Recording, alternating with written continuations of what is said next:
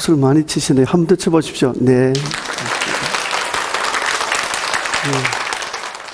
오늘 우리 학부모님들하고 같이 나눌 얘기는, 자, 빨간 글씨로 되어 있는 부분 한번 읽어보실래요?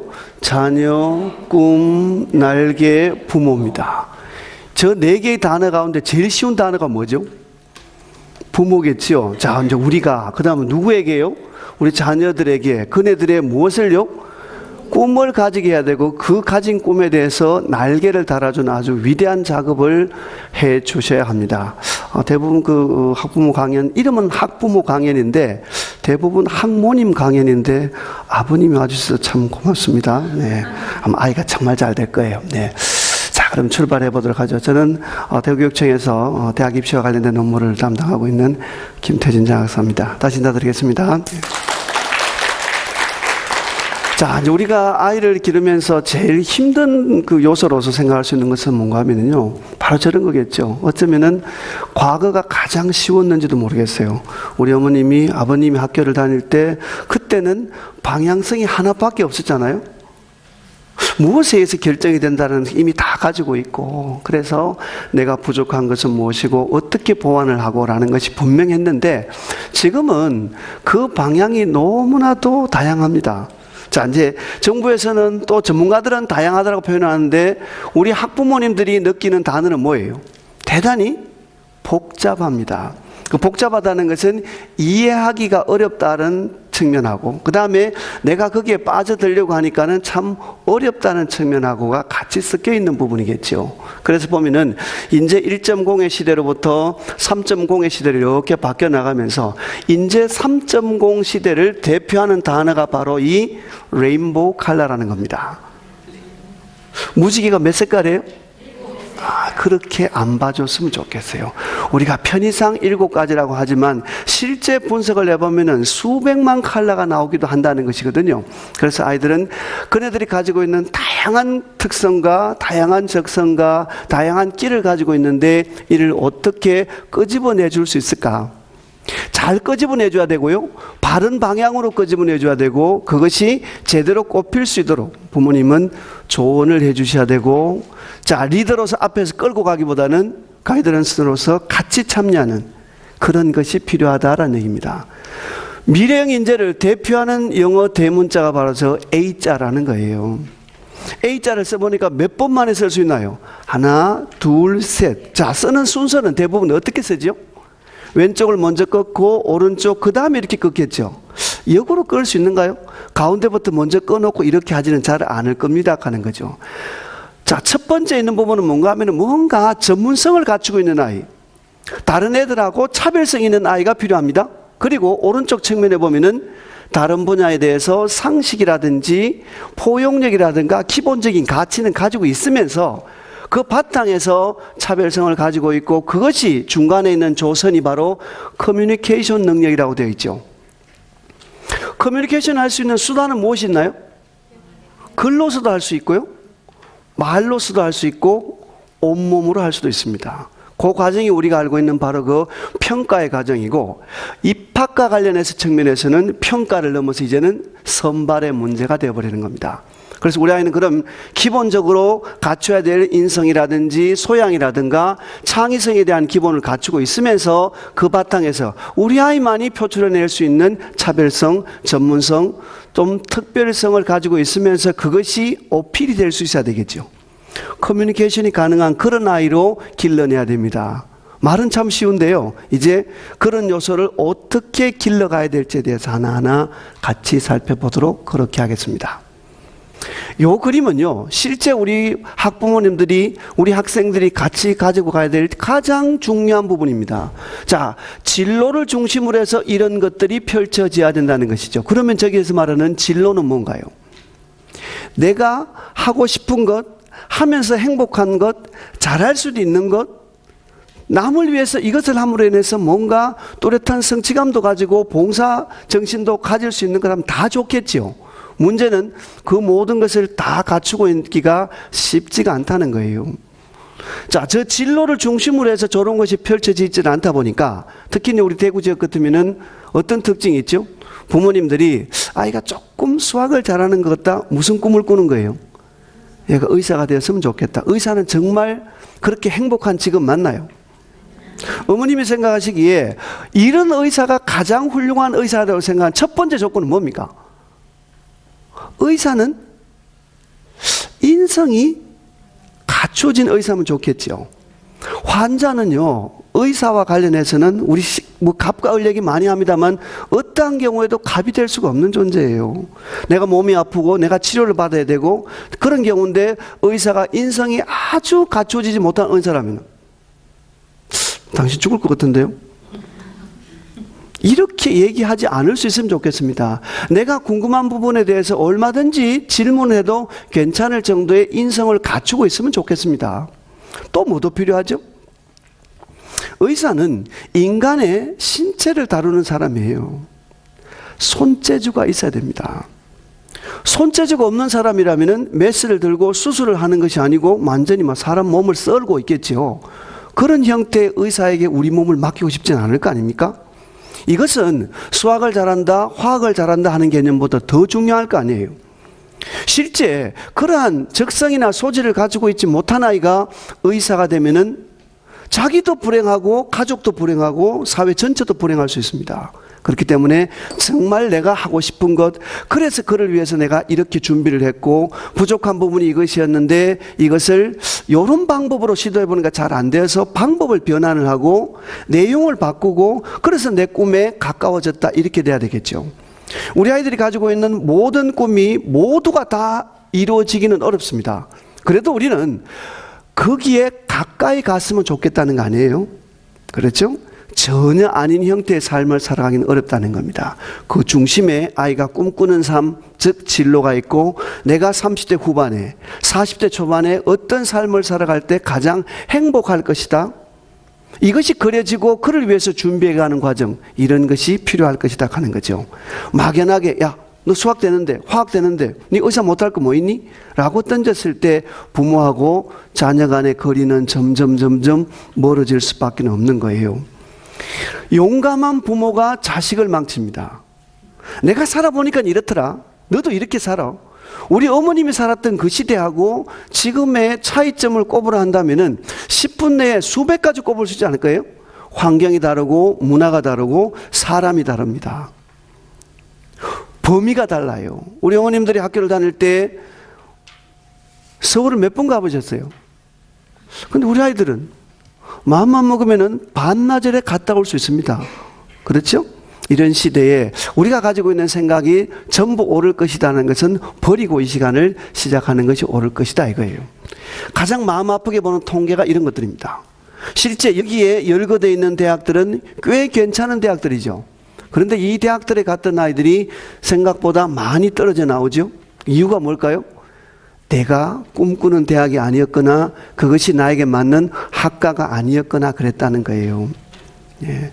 미래의 직업이 결정되고 나면은 그 직업을 위해서 노력해가는 과정 속에서 아이들이 즐겁게 뛰어갈 수 있어야 됩니다. 학교는 성지가 아니에요. 성지는 순례를 하는 거죠. 그러니까 갔다 오는 거예요. 학교를 갔으면 분명한 목적을 가지고 가야 될 거 아닙니까? 그 목적이 달성되었을 때 들어온 아이와 그렇지 않았을 때 아이의 표정 자체가 다릅니다. 아침에 학교를 갈 때, 그리고 이 아이가 학교 생활을 마치고 집에 돌아왔을 때 그 이후의 모습을 한번 보면은 부모님은 늘 저 아이 참 안타깝다, 저 나이에 계속 저렇게 할 수밖에 없구나라고 생각하고 있지만 우리가 처하고 있는 공통적인 양상이죠. 우리 아이만 그런 양상이 아니라니까요. 특별한 방법으로 얘는 이렇게 갈 수 있을 것이다 해서 무슨 확신 서는 게 있나요? 그렇기 때문에 우리는 기본적으로 학업 역량에 대한 부분이라든지 활동을 통해서 이 아이의 차별성이라든가 또 우리 애가 가지고 있는 창의성이라든가 이런 것을 표현할 수 있는, 그러다 보니까 여러 가지 항목들에서 장점을 어떻게 표출할 수 있고 그 표출된 장점이 남들에게는 어떻게 인식이 되고 이런 부분에서 자꾸만 신경을 쓸 수밖에 없는 그런 경우라는 거예요. 우리가 가장 안타깝게 맞이해야 되는 장면은 고등학교 3학년 때 겪어야 되는 저런 장면입니다. 보시면은 내신이라고 하는 측면이 뭐예요? 고등학교 생활을 통해서 너는 얼마나 열심히 살았니, 이거죠. 교과와 관련해서는, 비교과와 관련해서는 무엇이 너 갖추고 있니? 그리고 모의고사 성적을 통해서는 최소한의 학업 역량이 공식적으로 갖추어졌다고 인정을 할 수 있니 없니 이거예요. 제일 좋은 거는 뭘까요? 자, 저기 있는 내신이 중요한가요? 모평이 중요한가요? 둘 다 중요하겠죠? 저 두 가지 가운데 어느 하나만 되었을 때는 대단히 어려운 양상에 빠집니다. 그래서 모두가 다 공통적으로 둘 다 갖추길 바라지만 그게 그렇게 쉽질 않아요. 그래서 대한민국 아이들이 제일 좋아하는 말이 정시 올인, 저런 말을 좋아합니다. 자, 정시 올인은 어떨 때 쓰는 말이에요? 내가 수시 모집에 갈 만큼 충분한 역량이 길러지지를 못하기 때문에 마지막 수단으로서 오로지 뭘로 가지고 오세요? 수능 시험에만 모든 것을 투자해 보겠다라는 것인데, 이게 그렇게 쉬운 과정은 아닐 것이다 하는 겁니다. 그래서 우리 애들이 저 두 가지 측면에서, 즉 학업과 관련되는 측면, 학교 생활과 관련된 측면에서 정말 다른 아이들하고 뭔가 좀 차별성이 있는 그런 역량을 갖추려고 하는 것 때문에 무엇이 부족하고 그 방법이 될까 안 될까? 자, 해도 안 되는 건 어떻게 해야 될까요? 진짜 안 되는 거 있거든요. 그럴 경우에는 과감하게 버리는 것도 한 방법이 되는데, 너무 해보지도 않고 일찍 버려버리니까 문제가 생기는 것이죠. 그 과정에 우리 부모님들이 같이 참여를 하시는 것이 필요합니다라는 거죠. 자, 그래서 보면은 첫 번째 강조드리는 것은 우리 아이들이 미래에 어떤 삶을 살아갈 것인지가 결정이 돼야 됩니다. 우리 애들 참 오래 살아야 돼요. 우리 부모님 세대하고는 차이점이 뭔가요? 100세 이전에 죽을 방법이 없는 아이들입니다. 그죠? 굉장히 오래 살아야 돼요.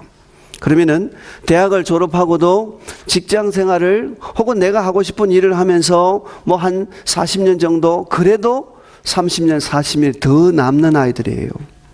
그러면은 내가 대학을 졸업하고 직장을 가질 때 제일 바람직한 건 뭔가요? 대학에서 전공했던 그것과 연관성이 있는 직업을 가면 가장 좋겠지요. 우리도 제일 많이 보는 것이 과연 이 아이가 입학을 할 수 있을까 보다도 졸업을 하고 나서 그 대학에서 전공한 것하고 유사한 형태 혹은 연관성이 있는 직업을 가지고 살아갈 수 있을까? 그러면 이게 연계성이 맞는 거잖아요.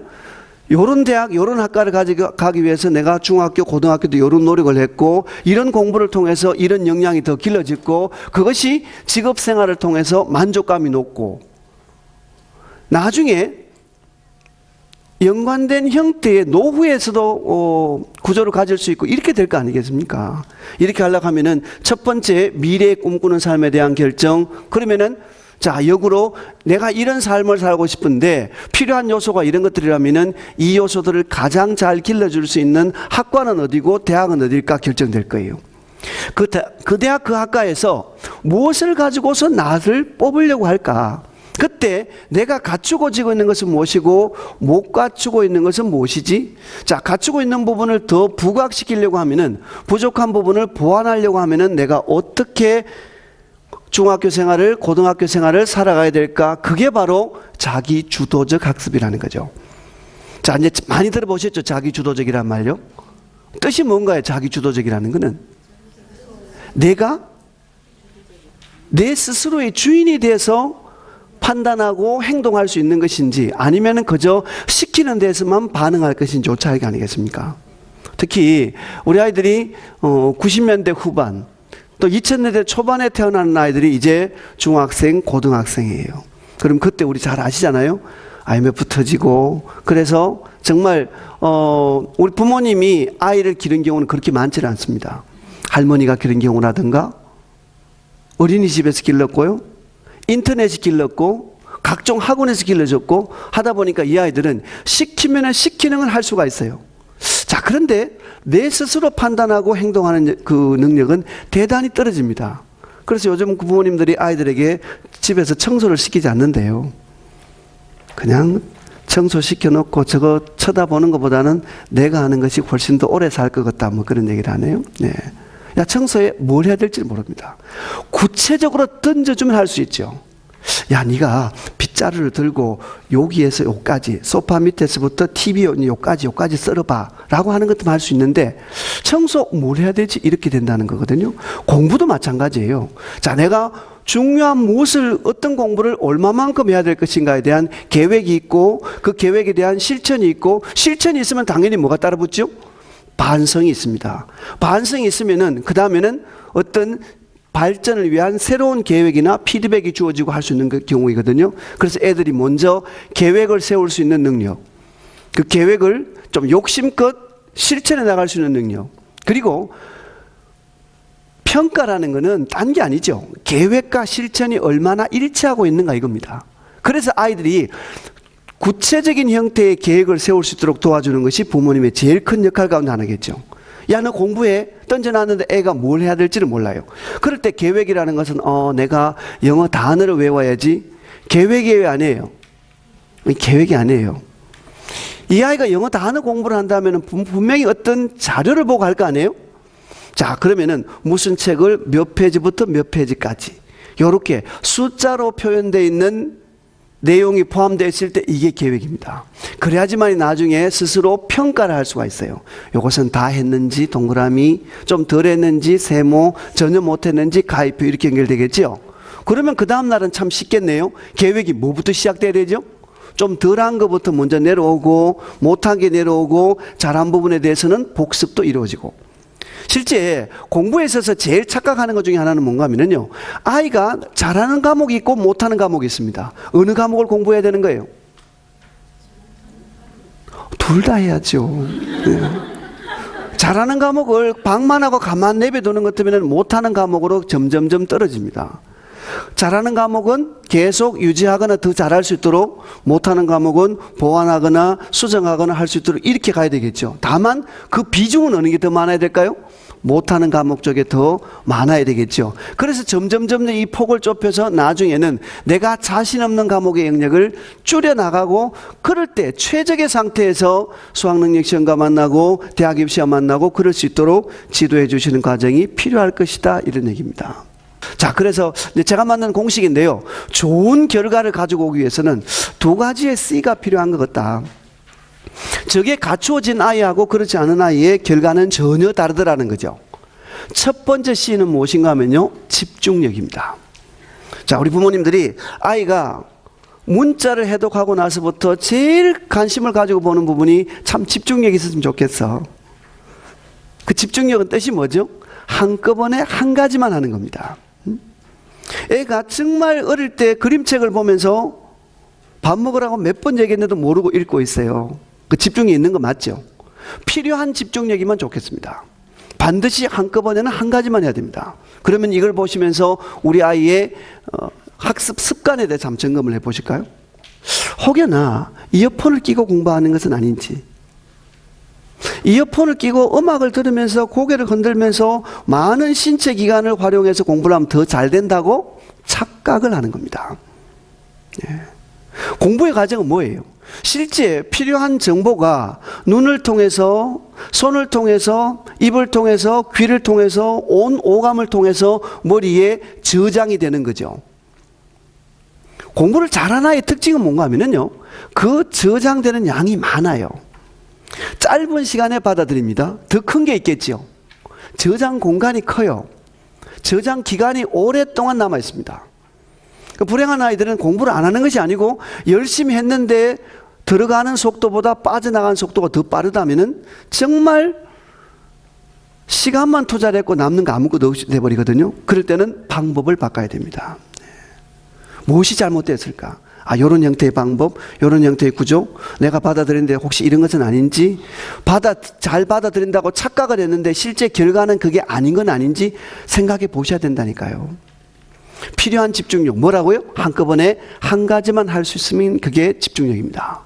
두 번째 C가 뭔가요? 지속성이에요. 일정한 지속성. 집에서 아이가 공부를 하려고 책상에 앉아 있는데 5분, 10분 만에 계속 나와요. 합리화하는 그 변명은 많죠. 목이 마르다, 손을 씻고 싶다, 화장실 간다, 전화가 울린 것 같다 등등요. 이게 다 뭔가 하면은 집중력도 부족할 뿐만 아니라 지속성도 부족한 부분입니다. 예, 고등학교에서는 제가 강조하는 시간은 100분 정도는 지속할 수 있어야 되지 않을까. 100분. 그 100분의 근거는 뭔가 하면은 고등학교에서 치르는 시험 가운데서 가장 긴 시험, 수학 시험이 100분이에요. 한 번 보여줘야 될 집중력이 100분까지 유지돼야 되는 경우도 있다는 얘기죠. 그죠? 그래서 중학생이라면 적어도 50분, 60분 정도의 지속성은 가질 수 있어야 될 것이다. 이렇게 보는 겁니다. 첫 번째 C가 뭐라 그랬죠? 집중력입니다. 집중력의 뜻이 뭐라고요? 한꺼번에 한 가지만 하는 거예요. 두 번째 C는 바로 지속성입니다. 그죠? 일정한 시간 동안은 집중해서 뭔가를 공부가 되었든 활동이든 할 수 있어야 된다는 얘기죠. 그렇죠? 아이들은 저런 데 필요 없는 데 관심이 많고요. 특히 우리 부모님들하고 저것 때문에 많이 부딪히시죠. 네. 그 아이들에게 그런 그 주문을 많이 해요. 자, 핸드폰 자체가 나쁜 것이 아니고 이 핸드폰이 주는 그 최고의 문제점은요, 잔상 효과가 많이 남는다는 거거든요.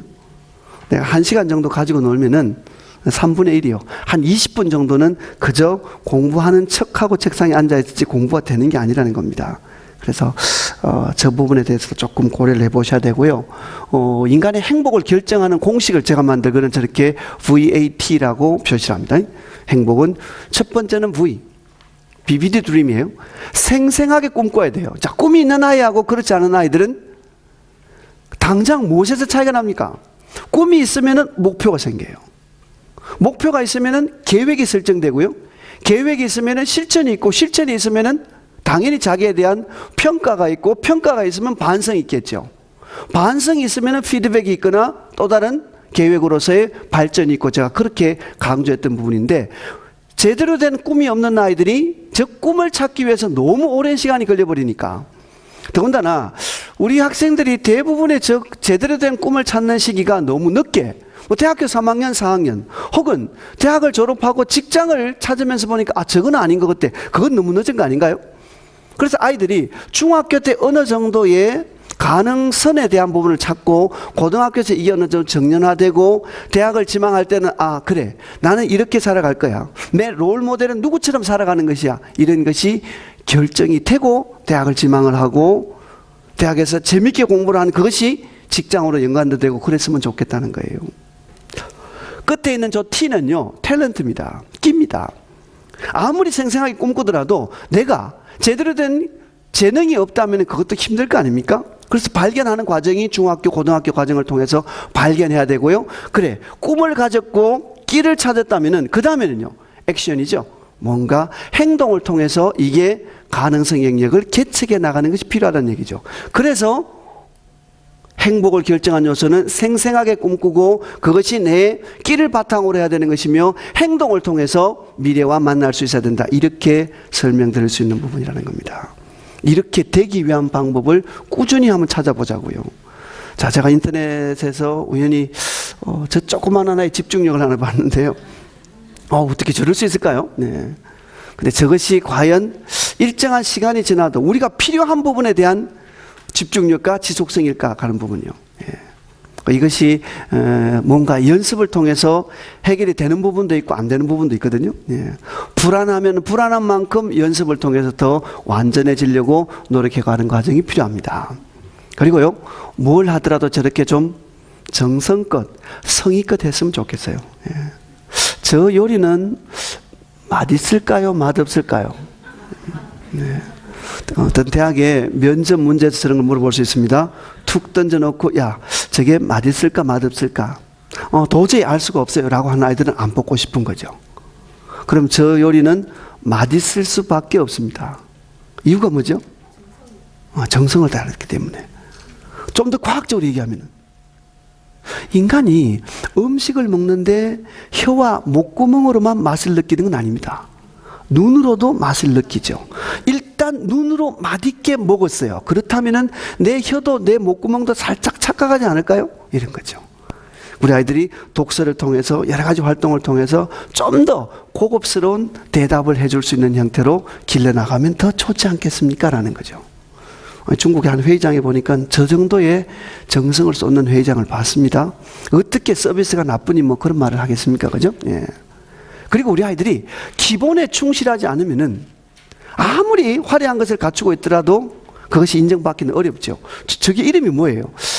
참 한번 찾아봐야 되겠는데, 아주 중요한 것이라면 이름이 있을 텐데 이름이 뭔지도 모르겠어요. 그냥 피자 고정핀 그렇게 합의해 봅시다. 네. 자, 그런데 저게 아주 단순한 것이지만 저거 하나가 가지는 역할은 바로 이런 거예요. 얼마나 슬픈 양상하고 만날 수 있습니까? 그래서 아이들이 독서가 되었든 활동이 되었든 학업이 되었든 기본에 대한 것부터 먼저 갖춰져 있고 그 다음에 있어야 되는 부분이겠죠. 그래서 점점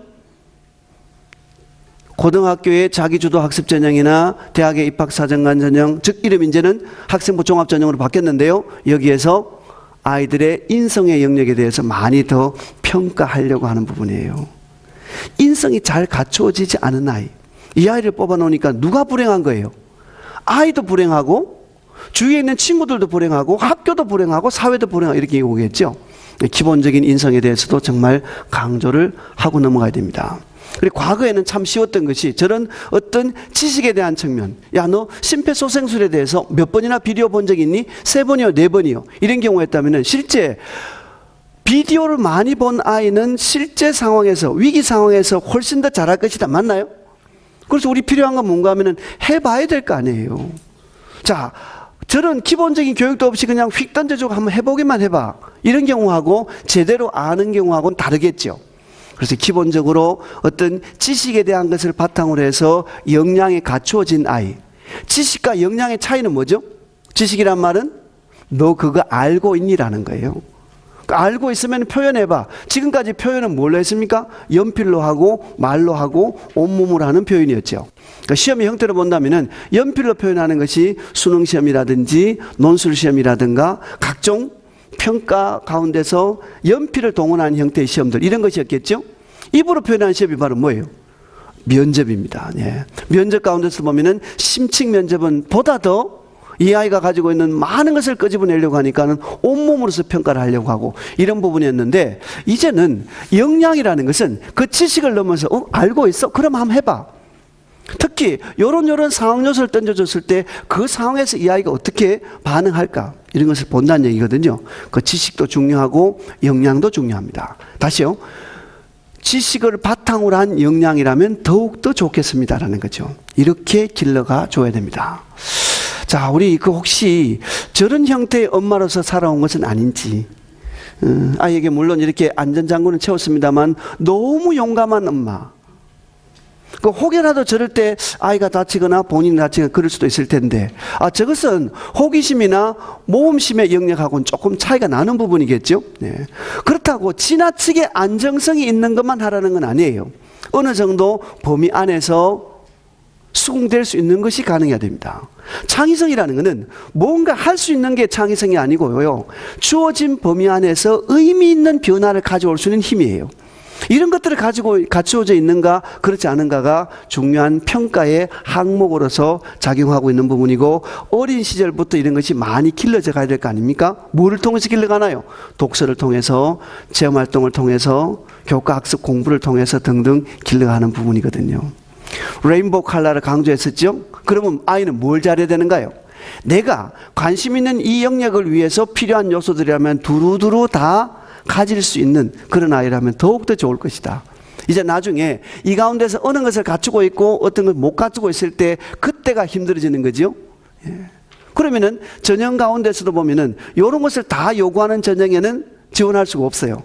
그럼 요것만 가지고 버티려고 하니까 너무너무 불안하고 경쟁률은 높아지고 나를 원하는 대학은 그만큼 줄어들고 이렇게 된다는 거거든요.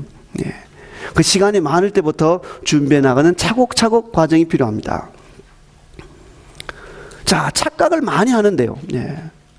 우리 아이가 진짜 열심히 했다고 착각을 하고, 활동의 결과가 대단할 것이라고 착각을 하고, 특히 자식에 대해서는 더 그래요.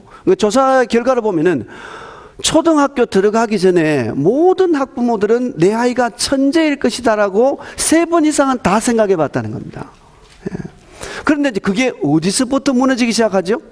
초등학교를 들어가고 나서 우리 어머님들을 가장 힘들게 하는 첫 번째 요소가 받아쓰기부터 무너지기 시작했습니다. 두 번째는 구구단에서 무너졌고요. 그죠? 그러다가 이제 서서히 영어가 등장을 하고 공식이 등장하고 암기가 등장하고 아까 보여줬던 어떤 역량을 보여줘야 되는 상황이 등장하면서부터 점점 아닌가 보다 싶어서 엄마의 꿈이 적어지고 아이의 꿈은 점점 허지부지해지고 아이랑 얘기를 하면서 제일 힘든 부분이 야, 너 뭘 하고 싶니라고 물었는데 아이가 대답을 못해요. 나도 잘 모르겠는데. 그러면은 우리 어머님들은 정확하게 우리 아이는 이런 데 소질이 있고 이런 적성을 개발해 나간다면은 이런 형태의 삶을 살아갈 것이다. 확신 드시는가요? 그게 어렵죠. 그래서 정말 거기에 대해서 아무런 방향성도 잡히지 않을 때 그때 진짜 강조드리고 싶은 분이 뭔가 하면은 각종의 과학적인 심리 검사라든지 적성 검사라든가 직업 검사라든가 등등을 통해서 그래도 어느 정도의 선을 가지고 갈 수 있는 것. 하나를 선택하기는 참 어려운데 아닌 것을 골라내기는 좀 더 쉽지 않겠습니까? 학년이 높아질수록 점점 그 폭이 좁아졌으면 좋겠습니다. 예. 독서의 경우에 있어서도 학년이 높아질수록 그 수준이 점점 높아졌으면 좋겠어요. 그렇게 될 수 있을 때와 그렇지 않을 때 결과의 차이는 너무나도 분명하게 등장합니다. 현실에 대한 인정, 가장 힘든 부분인데요. 그것부터 출발해 줘야 되는 거예요. 부모님들이 가지고 있는 그 착각의 틀부터 먼저 깨고 갈 필요가 있다는 거죠. 자, 여기 보는 것 때문에 저 배가 실제 떠 있는 거 아니거든요. 물이 너무 맑으니까 저렇게 보이는 것인데, 자, 저 배는 분명히 떠 있을 거야. 공중부양을 했을 거야 라고 착각을 한다니까요. 이런 것을 버리고 갈 필요가 있습니다. 네. 그리고 아이들이 이런 따뜻한 마음을 가지고 살아갔으면 참 좋겠어요. 어느 소방관의 명함이 너무 멋있어서 한번 찍어봤습니다. 나는 누구보다도 먼저 들어갈 것이고 누구보다도 늦게 나올 것이야. 이런 따뜻한 마음이 갖추어진 저런 사람이 소방관을 해야 되는 것이죠. 반대로 가장 늦게 들어가고 누구보다 빨리 튀어나오게 해서 이런 사람이 소방관이 되면은 물론 본인이야 생명과 관련해서는 안정성이 확보될지 모르겠습니다만 과연 행복한 소방관일까요? 우리 사회는 어떨까요? 이런 생각이 든다는 것이죠. 자, 그래서 보면은 2015학년도 올해부터 시작해서 대입의 전형 방향이 이렇게 바뀌어져 갑니다. 예. 과거에는 이 가지 숫자가 너무너무 많았는데요. 지금은 저렇게 수시 모집의 경우에는 4가지로 학생부 교과와 학생부 종합, 논술, 실기 이렇게 4가지로 모든 대학이 축약해서 뽑게 돼 있어요. 그리고 정시는 수능 위주와 실기 위주 2가지로만 이렇게 돼 있으니까 나중에 우리 아이들이 중학교 때부터 준비된 그것이 고등학교에서 잘 정제가 되고 그런 다음에 대학을 지원할 때는 어떤 패턴으로 가는 것이 가장 유리할까를 결정해야 되는데 제가 오늘 학부모에 강조드리는 것은 저 유형 가운데서 학생부 종합 전형에 해당하는 아이로 성장했으면 좋겠습니다라는 겁니다. 모든 것을 다 갖추고 있는 아이가 학생부 종합형이에요. 그 가운데서 부족한 부분이 있다면 이제 툭툭 떨어뜨려 나가고 이제 저런 것들을 버텨야 되겠죠. 자, 그러면은 결론이 이미 나왔지요. 저 가운데서 경쟁률이 가장 낮은 전형이 뭘까요? 학생부 교과, 종합, 논술, 실기 가운데서 보면은 실기는 어차피 일정한 영역의 애들만 대상으로 하는 부분입니다. 일반 학생들을 놓고 보면 저 3가지 가운데서 논술 전형이 경쟁률이 가장 높겠죠. 왜? 논술은 누가 하는 거니까요? 학생부 교과도 안 되고 종합도 안 되는 아이들이 선택하는 겁니다. 그러니까 경쟁률은 높을 수밖에 없고 또한 거기에서 내가 마지막 저기에 투자해야 될 시간은 그만큼 더 기대하면 되는 고통의 강도가 가장 커야 되는 것이 바로 저런 겁니다. 그래도 그때 그 아이에게 선택할 수 있는 유일한 방법은 저것밖에 없는 거예요. 저게 안 된다면 뭐로 가야 되는가요? 흔히 말하는 이제 수능 올인으로 갈 수밖에 없는 경우가 된다는 거죠. 자, 그런데 학생부 교과는 흔히 말하는 교과 내신에 대한 부분이 우수한 아이들이 지망하는 겁니다. 학교별로 내신의 정도를 보는 것이 다 다르겠죠. 그래서 저기에는 수능을 통해서 최저학력 기준을 요구하는 경우가 훨씬 더 많고요. 학생부 종합전형이라면은 고등학교 3년 동안에 이 아이가 학교 생활을 했던 모든 것을 평가 대상으로 하겠다는 거예요. 이제 중학교에서 고등학교로 뭐 특목고라든지 혹은 자사고를 지망할 때 등장하는 개념이 저게 자기주도적 학습 전형이라는 겁니다. 똑같아요. 자, 그러면 너 고등학교를 다니면서 혹은 중학교를 다니면서 네가 무엇을 보여줄 수 있니? 학업 성적과 관련되는 부분이야말로 이 아이의 성실성을 보여줄 수 있는 최고의 지표겠죠? 학업 성적은 점점 상승했습니다. 어떻게 상승되니? 그게 궁금한 거예요. 선생님은 너에 대해서 학업 과정에서 어떻게 평가를 하시겠니? 이런 내용들이요. 그 이외의 요소들 어떤 게 있나요? 수상 기록이라든지 이 아이의 진로에 대한 변화 과정이라든가 각종 체험 활동을 통해서 보여주는 경쟁력이라든가 봉사활동은 동아리 활동은 어떻게 이루어졌고 어떤 역할을 담당을 했고 이런 것들이요. 또한 봉사활동에 있어서 어떤 의미성을 가지고 참여를 했니? 뭘 느꼈니? 느낀 그것이 너한테 어떤 영향을 줬니? 이거예요. 스토리로서 진짜 좋았던 케이스는 뭔가 하면은 내가 봉사활동을 꾸준히 하면서 자, 뭐 어떤 경우를 했는가 하면은 초등학교 4학년 아이에게 수학을 가르쳐주는 봉사활동을 했어요. 그러다 보니까는 내가 수학 실력이 조금 딸리는 것 같아. 그래서 수학을 더 열심히 공부하게 돼서 뭐 이런 게 우리는 있기를 바라는 것이죠. 네. 그것과 함께 독서 활동에 대한 부분, 선생님이 기록하는 행동 특성 종합 의견란에 대한 부분, 모든 것을 종합적으로 보니까 이 아이는 우리 학교 심리학과에서 뽑으면 참 좋은 인재이겠구나. 우리 고등학교에서 이 아이를 뽑는다면 얘는 과학 영재로서 이렇게 성장할 가능성이 있겠구나. 그 믿음을 줄 수 있다는 것이죠. 자, 학부모님들이 또 하나의 착각은 이런 겁니다. 저런 숫자를 많이 보시게 될 거예요, 앞으로. 보면은 올해도 학생부 교과 전형에 해당하는 부분, 종합 전형에 해당하는 부분 각각 선발 인원이 저 정도 되고요 라는 것인데 저게 중요한 게 아니라는 거예요. 숫자는 얼마든지 다른 형태로서 지역적으로 그 다음에 수시와 정시를 구분했을 때 전형 유형별로 논술과 관련되는 부분에서 얼마든지 많은 숫자와 접하게 되는데 저 숫자를 보시면서 뭘 느끼셔야 되는가 하면은 우리 아이는 이런 형태의 꿈을 꾸고 있다. 그래서 이런 형태의 전형 이런 대학을 이렇게 가고 싶어 한다 했을 때 그때의 모집 인원이라든지 경쟁자라든가 경쟁률이라든가 이런 게 문제되는 부분 아니겠습니까? 그렇죠? 이거는 가장 마지막 순간에 다뤄봐야 되는 부분입니다. 그래서 숫자에 너무 착각하지 않았으면 좋겠습니다. 야, 그 대학보다는 그 대학 경쟁률이 낮대. 그러니까 거기 가는 게 좋을 거야. 그 전공은 있지. 졸업하면은 취업하는 것이 거의 불가능하대. 그런데 실제로요, 취업이 불가능하다는 것은 뭔가 하면은 내가 거기에 대해서 뭔가 뚜렷한 준비가 안 되어 있기 때문에 그렇겠죠. 그 대학 그 학과에서 요런 요소를 가지고 뽑으려고 하는데 그게 부족했기 때문에 내가 탈락을 하는 거예요.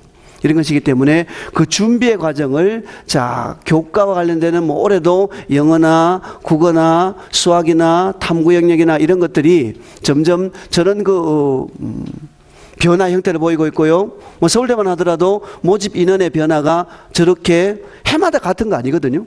그렇죠?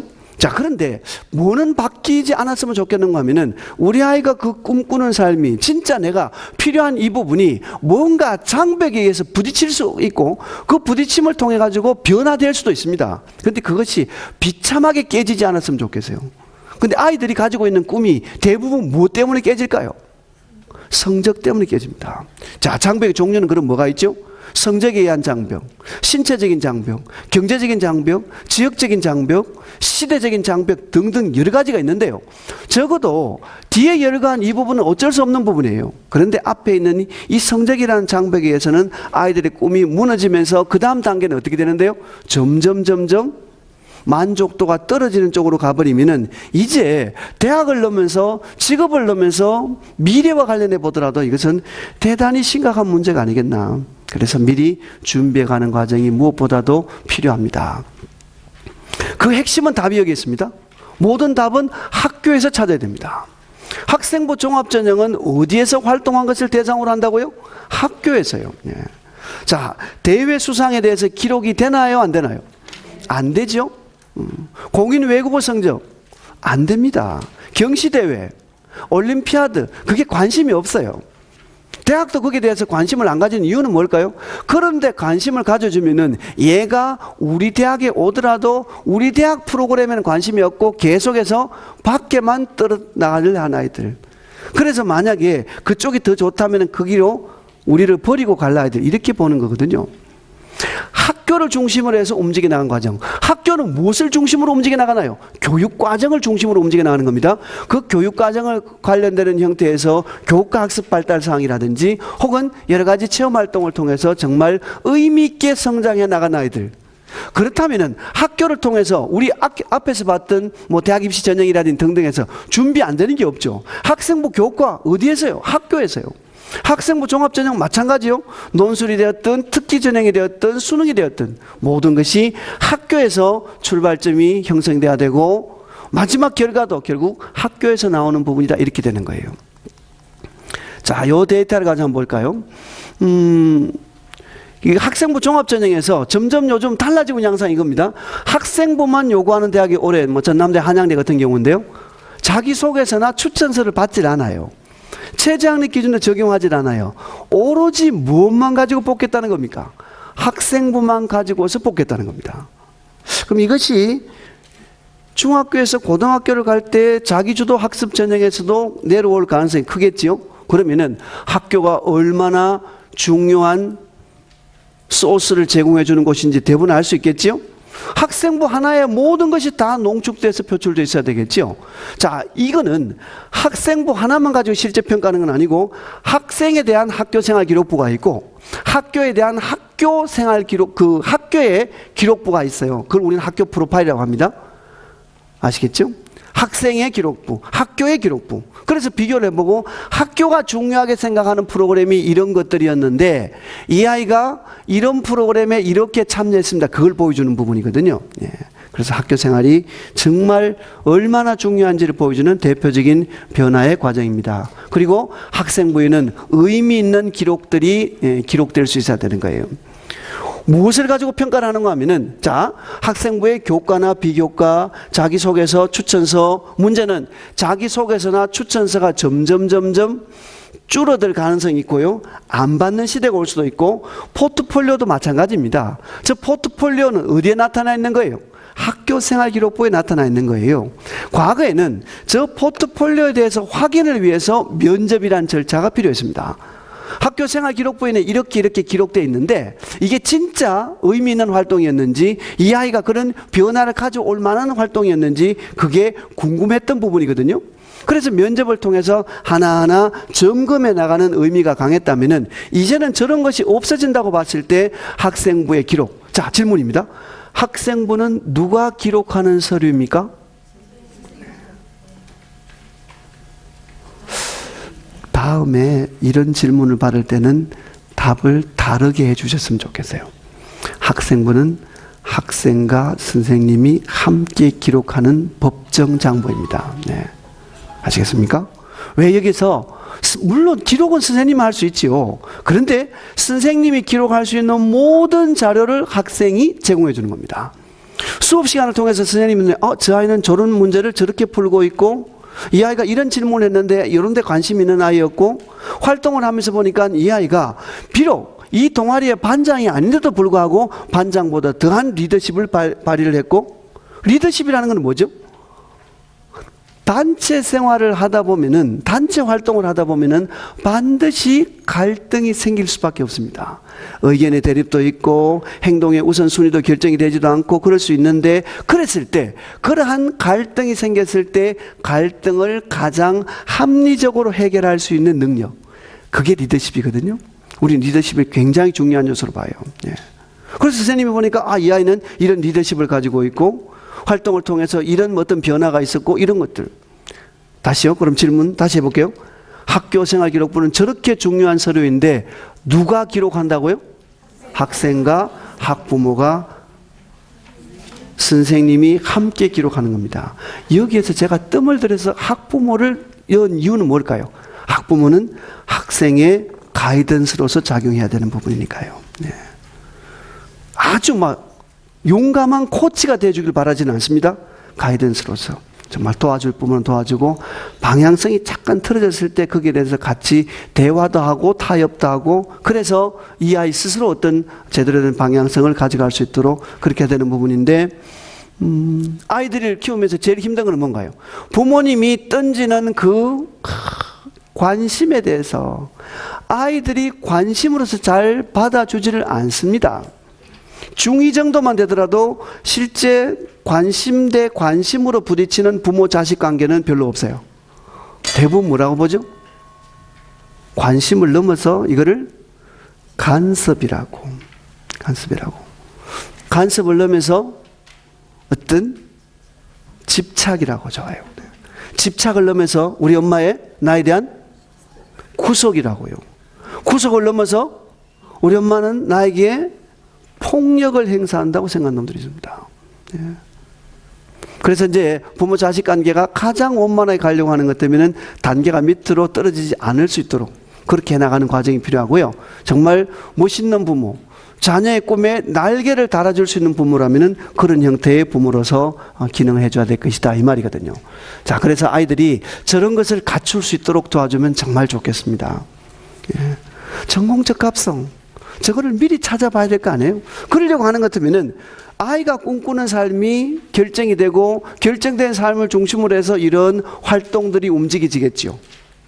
독서가 되었든 동아리 활동이 되었든 체험 활동이 되었든 교과 학습이 되었든 말입니다. 우리 아무리 이 아이가 가지고 있는 여러 가지 활동이 완벽하더라도 학업 역량이 부족한 아이들을 선발하려고 하지는 않을 겁니다.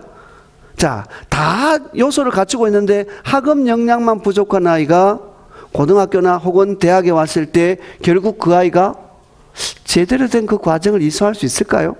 특히 대학은 더 그래요.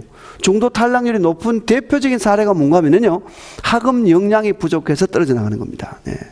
그래서 이런 것들이 미리 결정되는 것 때문에 거기에서 필요한 요소들을 내가 물리치료사 꼭 되고 싶은데 수학이나 화학이나 생물 잘해야 되겠죠. 그럼 좀 더 준비할 수 있도록.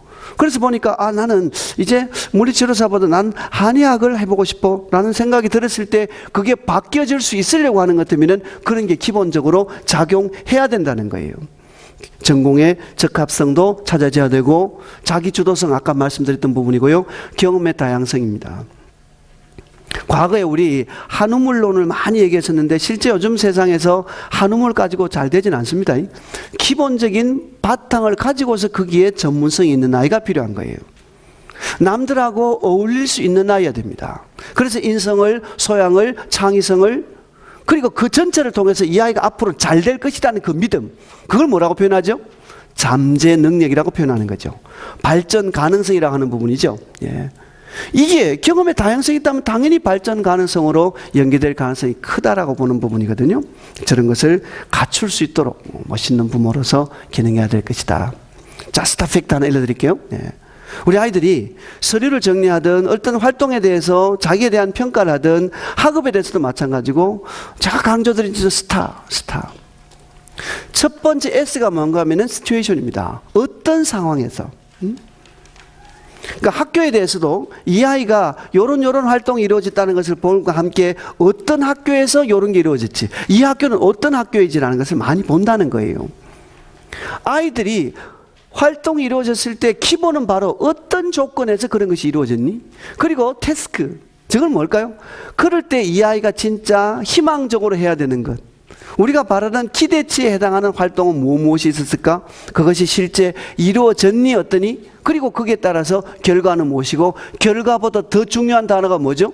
어떤 영향력이 전달되었고 변화가 나타났고, 이게 나의 변화뿐만 아니라 남에게까지도 변화를 줄 수 있으면 더욱더 좋겠다, 이런 부분인 거죠. 저게 바로 모든 서류나 면접이나 등등을 정리함에 있어서 가장 중요한 요소인 바로 스타라는 겁니다. 네.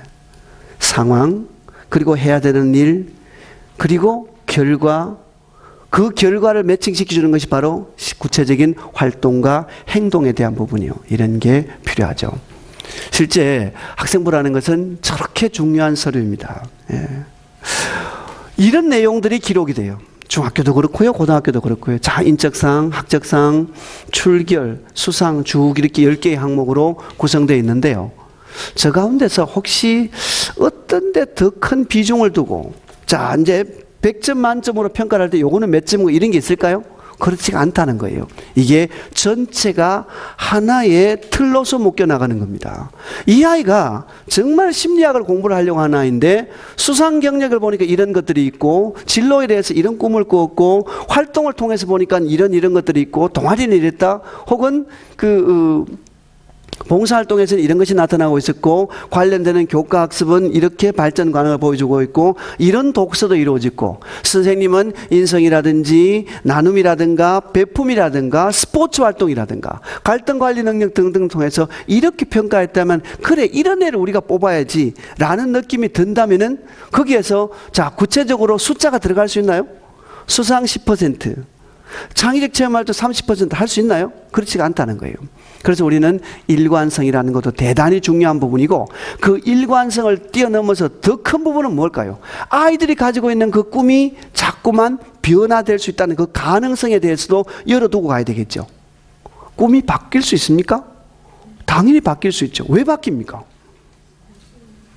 바뀌는 이유. 긍정적으로 바뀌는 경우도 많죠. 자, 첫 번째, 내가 막연하게 이런 꿈을 꾸었었는데 해보니까 이게 아니에요. 오히려 이것보다 이게 더 맞습니다. 맞아요. 혹은 이런 것을 심리검사 등등을 통해서 보니까는 이런 것이 더 어울려 나오는데, 아, 그럴까? 내가 미처 몰랐던 부분에 대해서 알게도 되었고, 독서라든지 활동을 통해서 보니까, 아, 이게 맞는 것 같아. 이런 것이 나타난다면 당연히 바뀔 수 있습니다. 그러면 그 계기가 있을 거 아니에요? 어떤 계기로서 어떻게 바뀌었고 바뀐 것이 나중에 어떤 변화로서 나타날 수 있도록 해주는 것인지, 이렇게 되는 부분이겠죠. 이렇게 되면은 정말 좋다는 거예요. 그런데 아이들이 만드는 서류라든지 등등에는 보면은 너무나도 기적적으로 바뀐 내용이 많아요. 책 한 권 딱 읽었는데, 영화 한 편 봤는데 어떤 사람의 사례를 들으니까 아, 나도 저렇게 살아야겠다 싶었다. 이거는 조금 비약이 심하지 않나요? 그래서 말씀드렸던 것처럼 이런 과정에 준비를 거쳐서 나타날 수 있다면 정말 더 좋지 않을까 싶어서 자기소개서에 대한 내용이라든지 또 구체적인 그 학생부에 대한 평가의 방법이라든가, 그 다음에 학생부가 가지고 있는 의미성이라든지 스스로 평가할 수 있는 방법, 이런 것들이 앞부분에서 어느 정도 다 언급이 되어서 이해할 수 있는 부분인 것입니다. 그죠? 자, 그래서 이제 오늘 시간 좀 짧죠? 네. 안타깝지만 한번 마무리를 제가 볼게요. 우리 아이들이 느끼는 이런 게 많을 거예요. 실제 공부라는 것도 그래요. 성적이 쉽게 잘 올라가지를 않습니다. 그렇죠? 요거 보시면 아시겠죠? 성적은 이렇게 단계적으로 변화돼서 올라가는 거예요. 요게 이제 아하 곡선이라는 것인데, 일정하게 변동이 없다가 아하, 그렇죠? 그런데 이게 보면은 점점 그 폭이 높이가 높아지다 보니까 애들이 뛰어넘기가 어렵고, 그러다 보니까 중도에 포기하는 경우도 많이 나오고 그래요. 저는 그 포기의 상황과 만나지 않으려고 하면은 미리미리 준비해가는 과정도 무엇보다도 필요하고요. 자, 그래서 정말 강조드리는 부분은 이겁니다. 제가 요즘 강의 때마다 마무리를 짓는 그림이 이 그림인데요. 실제 비행기하고 활주로는 어느 게 중요할까요? 둘 다 중요하죠. 좋은 비행기가 있는데 활주로가 없다면, 활주로는 참 좋은데 비행기가 좋지 못하다면 안 돼요. 둘 다 좋았으면 좋겠습니다. 그래서 우리 학부모님들은 아이들과의 관계에서 저런 좋은 비행기와 좋은 활주로의 관계였으면 참 좋겠다. 제가 강조드린 비행기의 의미는 뭔가 하면요, 비행기는요, 강조드립니다. 비는 비전을 분명하게 가졌으면 좋겠습니다, 아이들이. 그리고 그 비전이 행동으로 나타났으면 좋겠어요. 그랬을 때 우리 부모님과 아이들이 꿈꾸는 그 미래의 기적과 만날 수 있는 겁니다. 그래서 강조드리는 말이 바로 비행기예요. 비가 뭐였다고요? 비전. 행은 행동. 그랬을 때 기적과 만날 수 있는 거죠. 활주로는요, 아이들의 모든 것이 활동이 있어야 됩니다. 활동이요? 머릿속으로만 있어서는 안 돼요. 활동이 있고 그것이 자기 주도적으로 이루어져야 되고요.